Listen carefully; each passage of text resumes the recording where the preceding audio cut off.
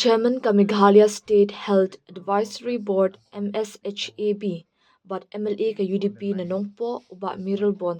ha ka Henryotrik Yayong ulapun pawe ka jingsngong scam ba ka jingiakren pynbeit pot happening ka Meghalaya but ka Assam kan sdang biang hadien balakut ka eleksyon ha Assam kata hadien ka jingthat vote ka banlong ha kandatrik Yayong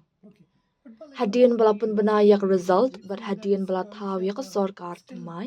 ka Kyrmen scam ba ka jingiakren kan sa sdang biang halor ka jing sa teng jong ka kampen bit pun ka blas lamba but ka badai ka jing ang nu jing ki pat ba ka jela ong uba Mayral Born habakren Syllad thai kubar habakali halor ka jing mi jong ki jiakan at ba kha ha ki than kha pun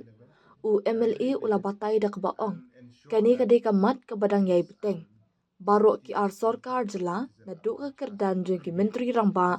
regional committee ki bor penyai district ki pulin bat ki bor bedai kmi ya ka an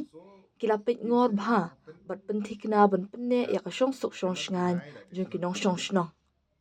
ki jingjia kin jia ben ngimla ban len ya kata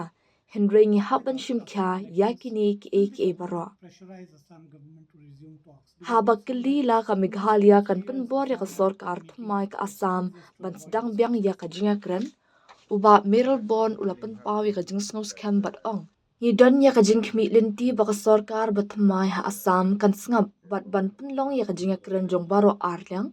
ban pynbeit no ya ka ni ka kam kham kloi kat bala. Yes, I am very optimistic that as soon as the electoral process in Assam will be over, voting is on the 9th this month, April, and as soon as the result will be declared, new government will be formed. I hope that talk will resume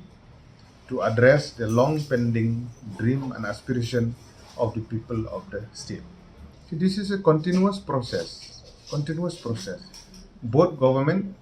from the chief minister level, regional committee level, district administration level, police,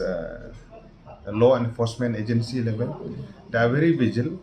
and ensure that